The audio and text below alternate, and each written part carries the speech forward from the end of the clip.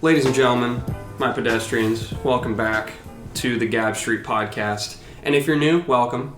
We are on episode 31. Today's a special one. We're going a different direction than we normally do. I know we're normally in the underground music scene, but we're taking a little bit of a leap here. But I'll get to that in a moment. If you haven't checked out my interview on Enkindled Columbus with Zach and Alonzo, please go ahead and do that. It's episode 8 of their podcast. They're doing great things over there. We're on the same mission. They're in a different scene than I am, but little by little, we're filling in the puzzle. So it'll be awesome. Everybody will know about everything there is to know about underground Columbus here pretty soon from us too. So if you like that interview, you'll like the rest of this show. And welcome here if you are here from listening to that interview. Thank you for listening. Let's get right into it. Today we have a live studio audience, believe it or not. Kind of awesome. And you won't hear any applause or anything, though. That will sound like a huge crowd, but you might. We'll see. I have 2 special guests here today. They are known as Valyrian Steel or Zach and Josh. Say hello, gentlemen. Hey, what's going on? How are we doing? You guys are an axe-throwing duo. Yeah. Yeah? Axe-throwing team, club. Team, club, yeah. What, when you tell people that for the first time, what is their reaction? That's cool. Yeah, they're usually like, that's a thing? Yeah. It's like, yo, fucking really? That's a thing? Like, even in Columbus? That's awesome. They're like, axe throwing, that's cool, but they're like, oh, that's weird.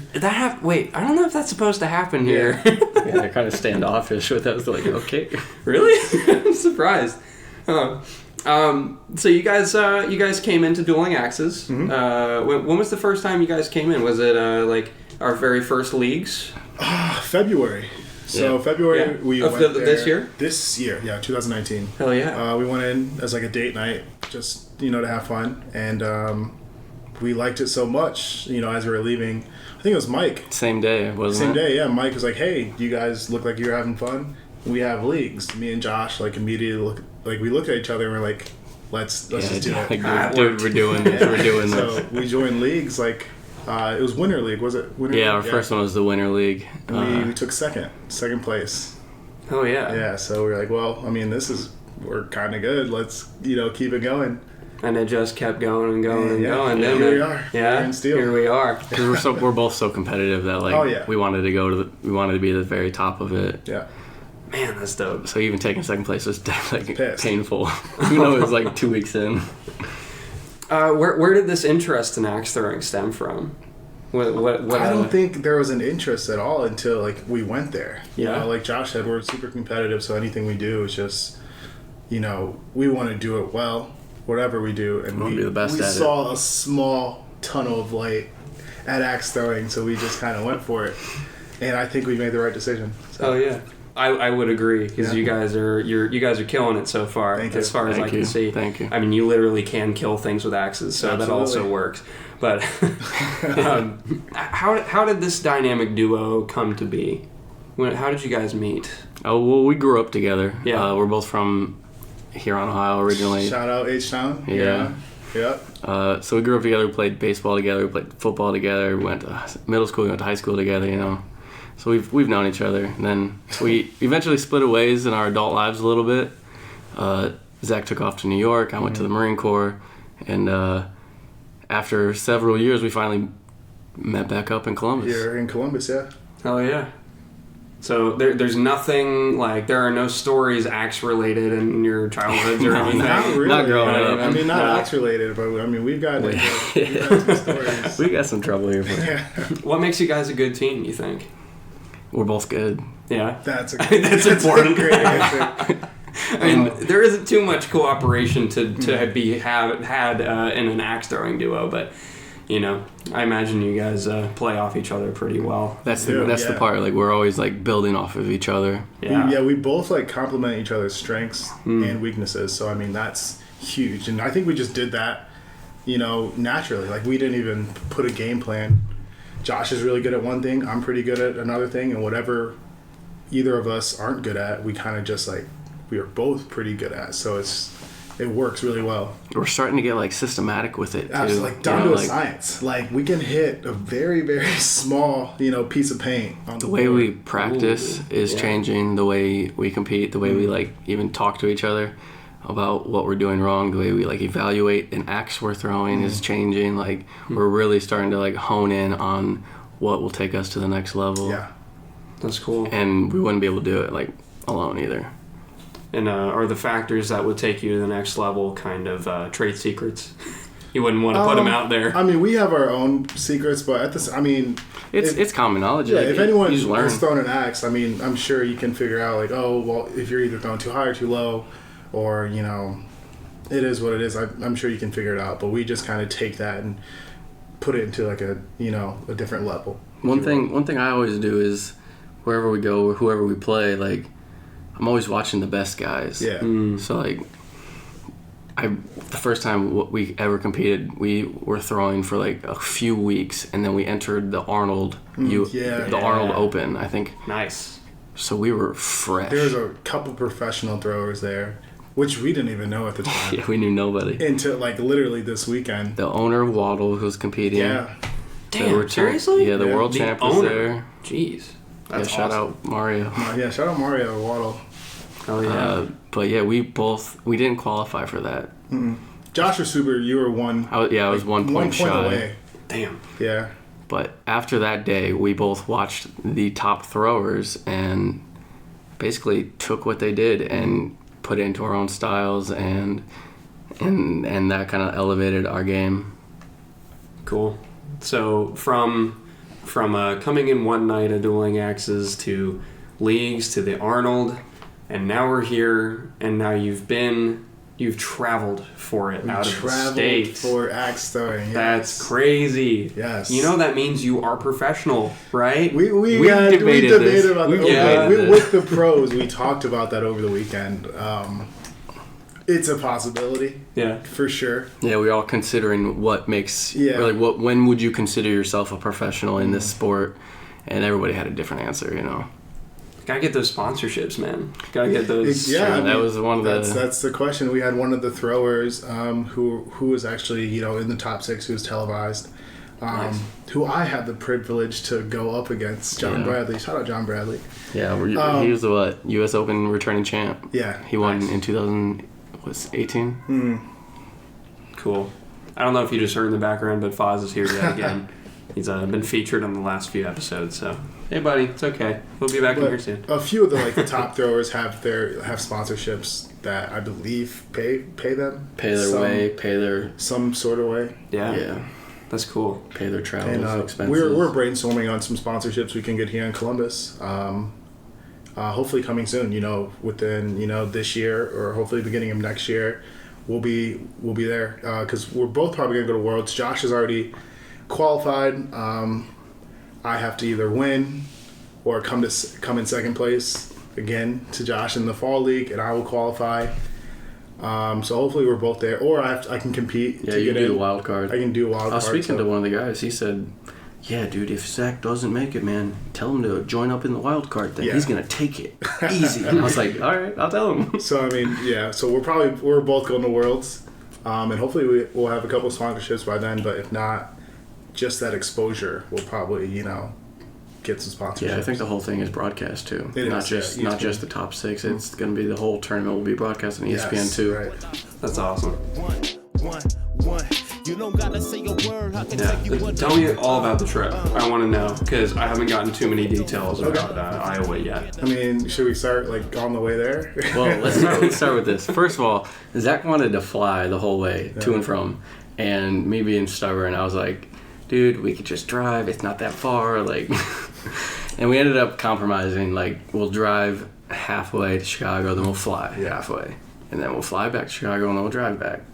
It's not a bad plan. Yeah, so it's fun. It was it worked out. It was perfect in our heads. It worked out on paper. And then we started driving there. Zach gets about. We're in Indiana, right? Yeah, we're about halfway there. Mid Indiana. If you've ever drove through Indiana, it's nothing but windmills. Yep. And truck stops. So we're like 2.5 hours. It's 5 hours. It's about 5 hours from Columbus, right? Columbus or Chicago. Chicago, yeah. So we're halfway there where we would get ready to switch drivers, and I take over. I start driving. I'm not lying. Less than 2 minutes into my half of the drive, we pop a tire. Oh shit. Oh. Yeah. And Zach's like, pull over, get out of the driver's seat. What is your problem? So we just like, so we pull over, we evaluate the tire. Like, I'm looking at it, like, I'm like crouched on the ground. Zach's next to me. He's like, what do you see? I was like, oh, yeah, dude, it's not looking good. Yeah. So we're looking on our phones. We see the next place, the closest place that we can get a tire switched out, and we make it luckily on a moderately flat tire for about. It was a run flat tire. So luckily we had run flat tires, but the guy said the whole inside was just shredded. Jesus. So luckily we were only like 2.5 miles away from the place. I forget the place because I want to give them a huge shout out. Pumps. And Indiana, if you're in Indiana, go to Pumps. Get your tire change, your oil change, whatever you need, they got you. But we got in there and I'm like, hey man, we need to catch a flight in like 2-3 hours. What do you got for me? He's like, okay, give me 15-20 minutes. 20 minutes later, he's like, Zach, you're all set. Wow. $350 later, we are on our way to Chicago. Josh did not drive. I drove. Yeah, so he basically kicked me out of the driver's seat for the rest of the time. It wasn't his fault. Like, I don't know what happened. Dude, there was brand new roads. It was like, fresh no roads, idea. so there was no like idea. no potholes, but... That's the dangers of driving with axes in the car. Yeah. one might have slipped down. Hey, but we made our flight. We made it to Des Moines. Mm-hmm. Is that where it was? Yeah, it was in Des Iowa. Moines, Iowa. Cool. At Ironside Axe Club. Yeah. Cool. Yeah, that's like one of the first ones listed on their roster on their website. Yeah, I saw that. great facility. Yeah. The place is awesome. They have this best... It's going to sound weird, but they have the best wood for axe throwing. Cottonwood, right? Yeah, it was called Cottonwood. It's super soft. It was great. Huh.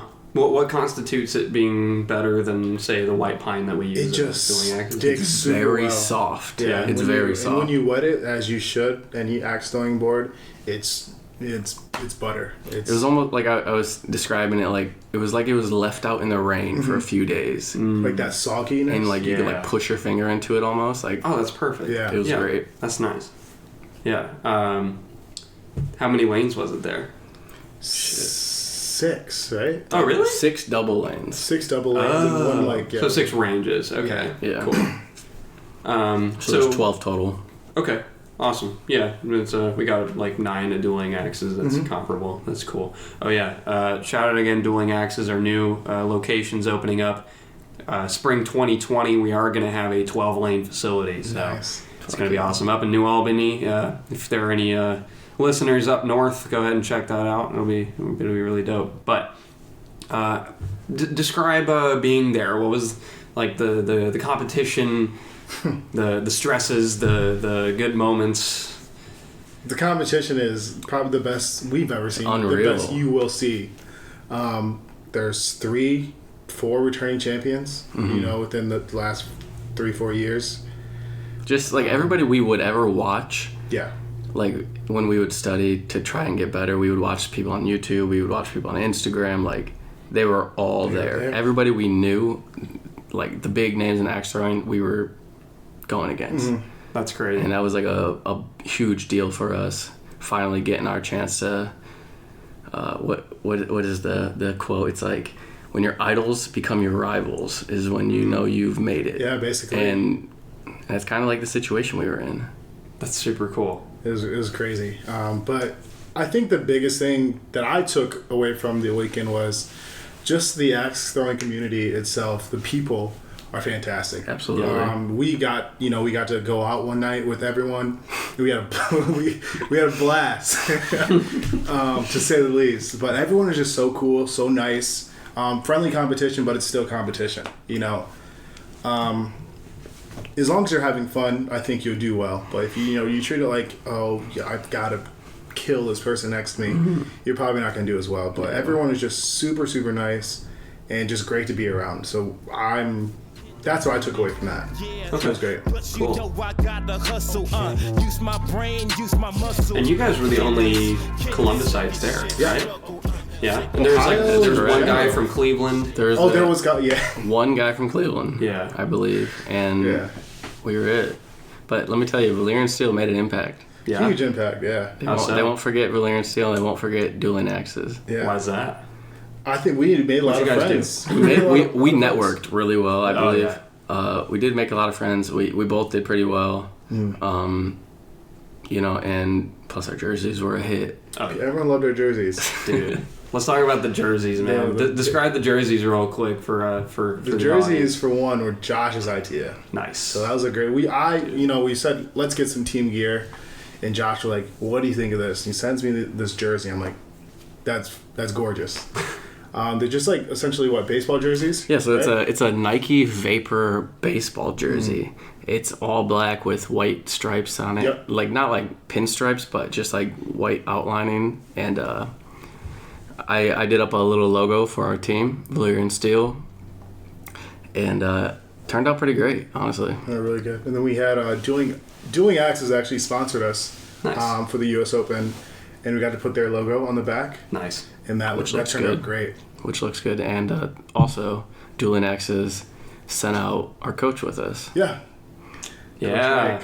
How was it having Mike Renner? Mike Renner. Yeah. As your coach there. He was great. He was great, honestly. I'm so glad he came. He helped me out a lot personally. Just, where my footing is, my release, just getting me to calm the hell down. Yeah, he's really good talking off the ledge. That's a big part of it, yeah. That's cool. But yeah, Mike was a huge, help to our team over the weekend. Awesome. How much would you guys attribute your success to his coaching? A lot. Yeah, definitely. Honestly, yeah. He was there for us so much, and it was great. Like things we wouldn't even ask for. Even before the tournament, like he's had our back no matter what. Like even coming up from Dueling Axes to where we are now. I remember having the discussion with Mike's our biggest fan. Yeah, cool. Shout out Mike Renner, for real. Yeah. Like, he's one of the best guys I know in the axe throwing business, at least. And, he's always just a super kind guy, and he wants the best for everybody. So exactly. I'm happy that he was able to go with you guys. That's really cool. What else did you guys take away from the trip? Anything else to mention about it? So after that, we both invested in new axes. So we noticed that like the top throwers were, not all of them, but like majority of them were using the same axe. And Zach and I were both throwing the Axe Gang, which pretty famous in axe throwing. I'm still gonna throw. Yeah, I love my axe. The Axe Gang is great. It's cheap. It works extremely well. But we noticed other people were throwing just different axes, and we started our investigation into those, and we're gonna see how those work out for us. This is the top gang? Throwers. Yeah, the Axe Gang. That's the one right there. Oh, that's what it's called. Yes. Yeah, it's by Cold Steel. It's Cold Steel Axe Gang. Kind of like Wolfgang. Kind of. Really? Yeah. Is it a play on that or something? Or it's actually okay. So the story behind the Axe Gang, it was originally made for the movie Kung Fu Hustle. Yo. Yeah. Okay. And I'm currently holding this axe, by the way, just for the listeners out there. So it's this very. I think honestly, I'm not gonna lie. I think Cold Steel got lucky with this because they made it years ago and for the movie, and it was a movie prop pretty much, and everybody who wanted it or who wanted to do kung fu or whatever with axes would buy it. But now, after axe throwing picked up, like this was like the perfect throwing axe because the blade is so super thin. small. Like you can see how like the filing on it. It's very refined, and that's what really took off for axe throwing, and they definitely ran with it, so that's good. Super long blade too. Yeah, like, it's around 4 inches. That's crazy. Like you're covering a lot of ground there. Absolutely. Like if you're out, you could be like super out of the bullseye and still be in it. That's super cool. Yeah. Yeah. So the blade regulation for a Wattle Axe World Axe Throwing League is 4.25, and the Cold Steel Axe Gang is 4 inches. So it's meeting the mark there pretty much. Oh yeah. Yeah, this is cool. Is this the one you threw at the Clippers game?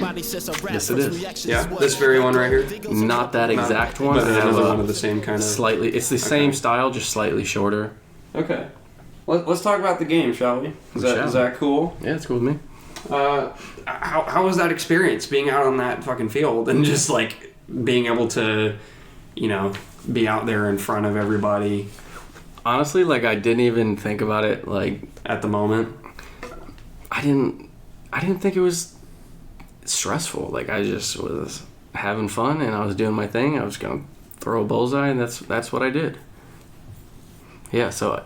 It's damn right. Thankfully, so leading up to the first throw, let's get into that, was a whole series of tournaments held by Dueling Axes. Yeah. So Thursday throwdowns. 3 or 4 Yeah. Thursday throwdown tournaments. They would take the top 2 from each tournament, and they would put the top 2 from each tournament into the finals tournament. So, and then in the finals tournament, the winner had the opportunity to throw the first ever axe over home plate at a Columbus Clippers game. And thankfully, luckily, I was the winner, and I got to do that. It was pretty cool. Yeah. I was only able to see from afar, but Alicia thankfully got down close to the field and we got some good video.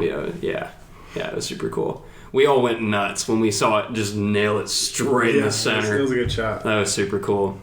Yeah, it was pretty cool. So, how much street cred have you gotten from that throw, would you say?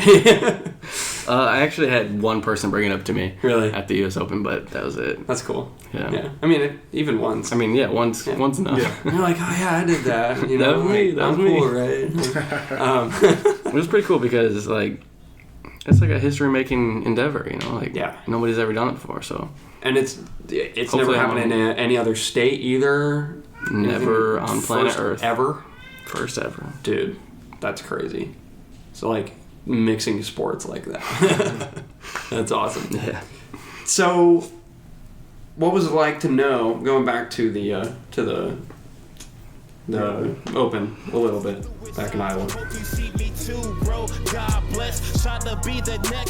What was it like to know that you were on ESPN while you were down there? So we were, the top 6 got televised, Okay. but we were in the crowd. We were right there. We were right in the bleachers. Yeah, we both, we had good throwing days. Yeah, we could have for made sure. it. We didn't perform our best. And, like, our potential is still untapped. But the fact that axe throwing is televised is incredible. Mm-hmm. Oh, yeah. It's super cool. Oh yeah. It's so entertaining to watch, too. Like, surprisingly It so. is. I mean, It's a little stressful, too. it's like, super stressful. Just watching from afar the top 6, like it was dramatic. You know? yeah. Like There's a lot of suspense. It's literally so close. If you don't hit that bullseye or that blue dot, then you lose. Yep. That was like my situation. I got to throw against John Bradley. I took him to 3 games. It was best of 3, and I lost. He hit the blue ball. I did it. I was super close, and that was it. That was my first loss. yeah, that would have propelled you into the top 6. That took me to top 6. Wow. That was a good match. John Bradley, dude, is incredible. He's Great so guy. nice. He's so Great humble. guy. He gave us so much, like, information, like life lessons, even, like, I would say. But dude is so cool. And Zach took him to game 3. He's the returning U.S. Open champ, and dude, we had a great time. That was so cool to see. So, it isn't what you might say cutthroat. No. I wouldn't say cutthroat. No. One thing that's pretty cool is that, which helped me a lot, the fact that everybody in that tournament lost. Yeah. So even the champ, he lost at one point. Wow. So he got knocked in the B bracket and ended up winning. Mike Kump, he was the winner of the U.S. Open this year. So, like, that's like good to know because, you can't take the losses. You can't get beat up by that, Yep. Yeah. It is what it is, and you move on. True that. Yeah. That's why I like double elimination so much. Me too.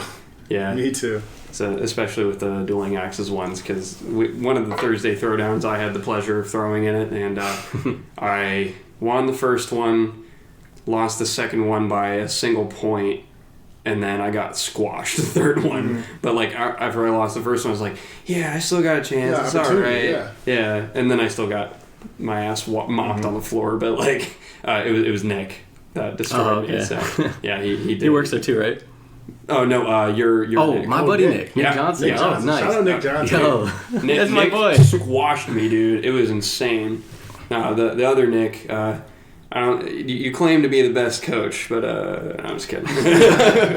Yo, We're all good throwers. Nick Johnson, he's about to hopefully runs the leagues over at Noble Axes. Sandusky. Sandusky, Ohio. Yeah, Nick's he's on pretty top good. of it. He's just starting out and he's throwing 52s. Yeah, that's what he smashed me with. We were throwing, 44s, 40s, 45s? in the And we're 40s. like, oh, we're the shit.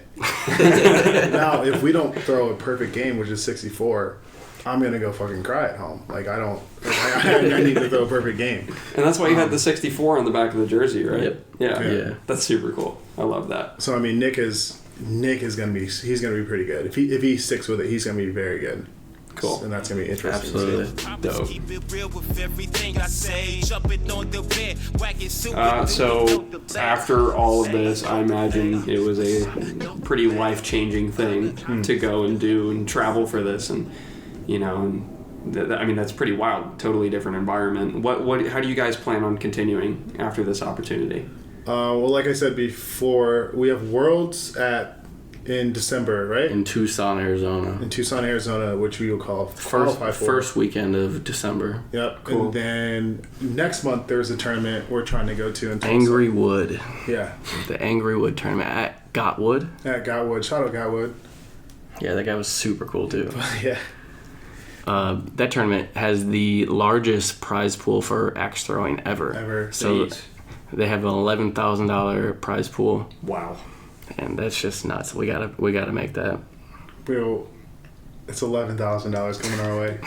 You heard it here first. You heard it here first. Gap Street exclusive. They're gonna win it, and you can't make any claims otherwise.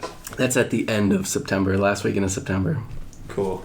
But they have a singles tournament, a doubles tournament, and a trick shot tournament. Ooh. So it's good, and I think collectively it's $11,000. So Okay. we'll have to pick and choose. So like a specific trick shot that you guys have to do? The or- best trick. I don't know think if it's I'm the going to coolest enter. trick, Yeah. or- I So don't it's know. like style points, pretty Yeah. much. Yeah. I'm Okay. not really, good with trick shots. Yeah. Because there's some guys who are really, really good with trick shots. Yeah. And, I know I can, throw an axe in the air and catch it, but other than that, I'm good. You got any ideas for what kind of shots you want to do? Yo, I saw this one video on Instagram not long ago. I think it was the dudes from Flippin' Axe. Mm-hmm. Yeah, those guys are really good. Yeah, out in Jacksonville, North Carolina. Yeah. Those dudes are super cool, by the way. They're all Marines too. But this one dude threw an axe upside down, then landed a hat on it in the same throw. Yeah. And I was like, damn, that's cool. I've never even tried that. I don't know if I will, but I was like, that's cool as fuck. Like, that shit, I feel like, should win a trick shot competition. Oh, yeah. That's awesome. I'm excited to watch it, though. That's for sure. Yo, Flippin' Axe is sweet, though. We really connected with those guys. Yeah. Nice. Yeah, I saw a video on Reddit a little while ago of this guy threw 2 axes straight at the ground, and they bounced off the ground and both landed in blue dots. What the fuck? Like new blue dots or old ones? I couldn't tell. I don't know. Still. But That's cool, though. That's Yeah. so cool. How the hell do you practice for that, He had to be throwing the E-swing, the rubber handles. Probably, but still, that's I think that's what it That's was. cool. impressive. They're like the bigger one, like the S-wings. Yeah. Yeah. Is that what you said? Yeah. Is it East Wing? Is that how it's pronounced? It's S-wing. I think it's S-wing, yeah. Okay, cool. Yeah, that's good. Yeah. So we're going to go ahead and take a quick break. We will be right back with some non-axe talk after this. Do you like what we do on Gab Street? The best way to support the show is to tell people you know about it, either through social media or word of mouth. Interact with us on social media by way of Instagram @Gab Street Podcast and on Twitter @Gab Street Pod. We now have a Discord server, and the link in our bio on Instagram has a button that acts as an instant Discord invite to it, so if you tap on that, you'll join it immediately. Do you live in Columbus and make music? Please submit your tracks to us at gabstpodcast@gmail.com, and we'll feature your music in between topics with your name in the description of the episode if the episode isn't already an interview of another musician. Thank you for listening to the show. It would be impossible to convey to you how much it really means to see your support. Back to the show. We're back, still on Gab Street, episode 31. Still here with your boys, Valyrian Steel, Zach and Josh. What's up? Shout out. But we're no longer talking about axe talk, because axes can be talked about for only so long. So you guys have other hobbies? Yeah? You guys have other things you want people to know about, other things that Sure. you want to be known for, and, you know, let's get them out there. What are you guys into? You want to go first, Zach? Yeah, so I'll put a little promotional plug in there. Sure. I have my own real estate business Nice. that I'm super passionate about, CNC Property Solutions, here in Columbus, Ohio. If you're looking to sell your house, we buy houses, any condition. We close fast and efficiently. So if you're ever looking to sell your house, or know anyone who's looking to sell their house, or if you're looking to buy a house, we do all things real estate related. And just, follow me at Zach Crawford 5 on Instagram. And hit the link below. Oh, yeah. Cool. Anything else? Hobby-wise, that's about it. I'm pretty boring. I know my guy Josh over here, though. He's pretty famous for one of his hobbies. So I dabble a little bit too far into my own hobbies, I guess you could say. Like, everything we do our best at. But no, I'm an avid Duel Links player. If anybody knows what that is, it's so Yu-Gi-Oh. I know that's pretty profound, but Yu-Gi-Oh! Duel Links is an app that Yu-Gi-Oh! Made a couple years ago, and I spend a lot of time on Duel Links. Yeah. Not only like playing and making whatever for that, but I also have my own content page that I help guide new players and things like that on Instagram. It's pretty good. And there are tons of like Yu-Gi-Oh tournaments and stuff going on in Columbus too. Like, Kingmakers is down the street from us. There are plenty of other tabletop places around town. I imagine there's stuff going on at the convention center too. Oh yeah, actually, yeah. So I competed at a tournament at the convention center. Dude, talk about that. That sounds dope. Oh man, so we lived here for like 6 months before, when I did that. It was actually a Duel Links competition that I entered, and that was pretty fun. I took a hard loss and I was eliminated immediately, but hey, I've gathered some ground since then. You're still there. Yeah, That's I'm cool. still playing. Yeah. Yu-Gi-Oh! Is so nostalgic for so many people, and it's something that I still do. Nice. It's really something. The page, I guess, is helpful for new players to learn and to mold their game from. That's really, because I will answer anything that anybody sends my way. I just really am looking to help people out, and so it's not just me. I have a co-moderator on that page actually. His name's Dylan Turley Rule, Kaiba boy. I actually got him interested in the game, and he's doing great. So we split that account now because I couldn't keep up with the activity on there. Yeah. So I had to get somebody else in on it with me. Cool. And that page that you have out, what's that page called? How can people find it? You can find it on Instagram. It's at Duel Links Sucks. Really? Yes.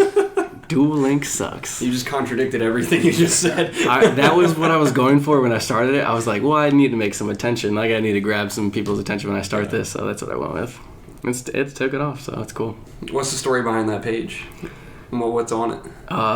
So it's just, I'll post decks from Duel Links that I like to use. I like to post nostalgic decks like your boy Yugi and Joey and Kaiba. Like, I love playing old stuff like that, and adaptations for Duel Links and whatever's meta. King of Games decks. King of Games is like it's the highest you can get in Duel Links, and both me and my co-mod Dylan we'll hit King Games every single month, and we just really we'll put our decks out there for people to copy or people to base their stuff off of so they can do their best. Nice. That's cool. And how did this interest spark originally? I would say, I mean, I was a kid growing up, and I've been playing Yu-Gi-Oh since the Bandai cards. Yeah. So Bandai started Yu-Gi-Oh. I don't know if anybody listening knows Yu-Gi-Oh, but they started with like these white cards that were like super old. They had like purple backs, and then Konami ended up buying Yu-Gi-Oh, and they would make Yu-Gi-Oh cards in the TV show and all that stuff. And so I started way back in the day, like 96, I think. And I probably had my first cards when I was like 90, in like 97, 98 maybe. But back then is when Yu-Gi-Oh started, and I've been around the game since then. I don't play competitively, like I don't play the TCG. I'm just strict Duel Links because that's easier for me in my lifestyle, for sure. Cool. It's a mobile game. Gotcha. Is there a lively Duel Links scene in Columbus, really? Or? In Columbus, I wouldn't say so, honestly. But there's a Yu-Gi-Oh scene. Yeah. But Duel Links, not so much. Man, there's a scene for everything here. Yeah, it's it seems awesome. like it. And, Yeah, doing this show has really, gotten me... It's opened my eyes to a lot that's going on. Like, a lot of people have zero idea how thriving of an underground music scene we have here. We have an axe throwing scene here now, thanks to dueling axes. And apparently we have a lively Yu-Gi-Oh scene here, and it's super cool to see what this city.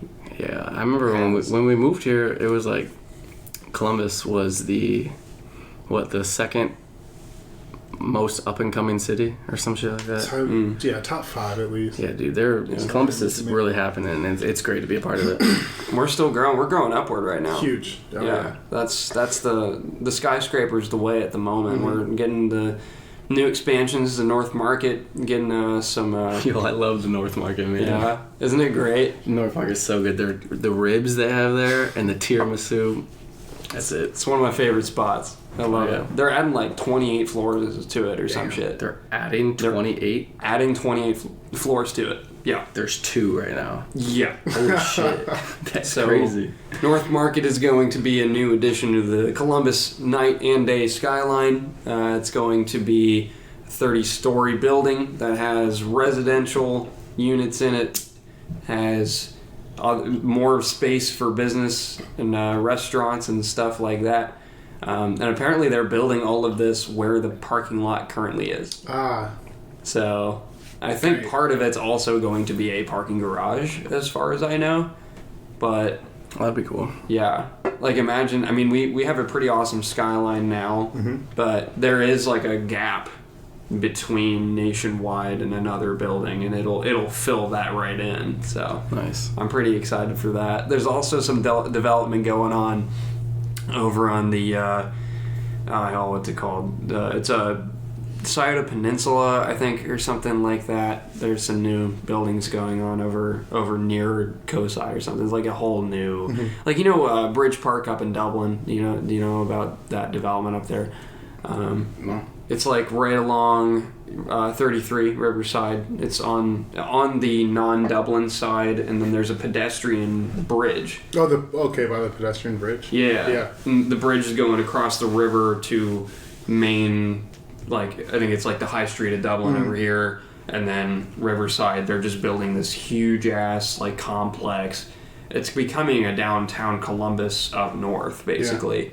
Yeah. They got Pins Mechanical up there. They got Vaso is really sweet. They got a place called Hen Quarter. I had some Yes, dope-ass chicken and waffles there. So we know So where that is. good, dude. We've been there.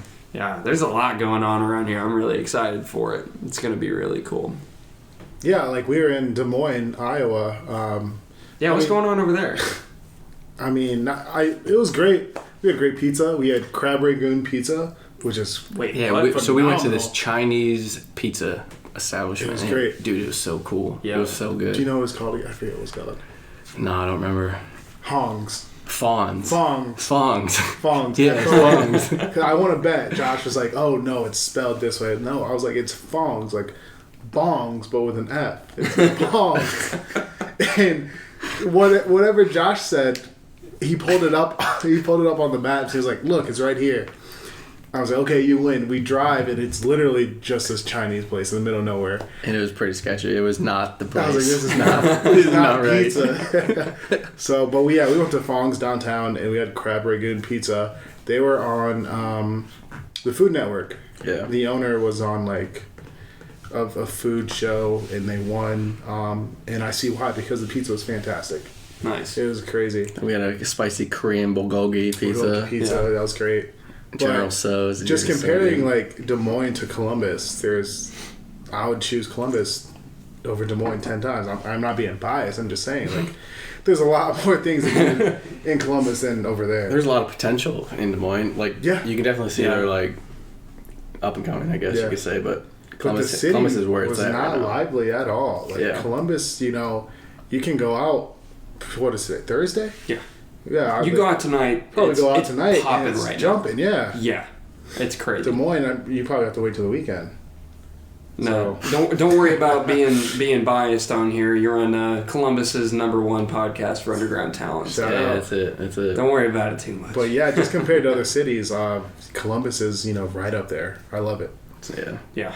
We're always trying to rep Columbus. Mm-hmm. Super cool. Yeah, you guys have any parting thoughts? You had a good time on the episode? Yeah, this was a great time. It was a great experience. Thanks so much. Thanks for letting us of course. Speak. How can people find you guys on social media? I'm on Instagram a lot. Facebook, Zach Crawford, ZACH. Instagram, Zach Crawford _5 is how you can find me. I put up pretty cool content. I like to think so. Cool. So, yeah. Shout out. Have them by your house. Do it. I dare you. For sure. Yeah, dude. Buy a couple of my houses I have for sale. And if you're looking to learn about real estate, I'm an open book. Cool. I'd love to show you what I know, what I've learned so far. So always, looking to connect and reach out to other people. Sweet. And how can people find you? Well, I have 2 Instagrams. I don't have Facebook or nothing like that, but you can check out my Yu-Gi-Oh! Instagram. Like I said, it's at DuelLinksSucks. And then my personal Instagram is Josh Russo. It's RUSSSO. And isn't there an underscore after it or something? Nope. No, it's just Yeah, that. the full It's name. Josh Russo. Got the full 3 name. S's. All right. Only on Instagram. You guys have any more shout outs to make? I know we were already making a lot, but... Just dueling axes. Shout out Karen Mapis. Our live audience here. Thank you, Cory, for having us, man. Of course. Thank you so Gab much Street for being on the Podcast. show. If you're on the mailing list, you already know what next week's episode is going to be. If you're not on the mailing list, clearly you're not a real pedestrian. So you got to hop on that mailing list. I can't announce it now because you got to be on there. But we will catch you next Wednesday morning as usual. We are always dropping the hottest content every Wednesday morning at 6 a.m. Thank you for listening this week. We will catch you next week. See you later, pedestrians.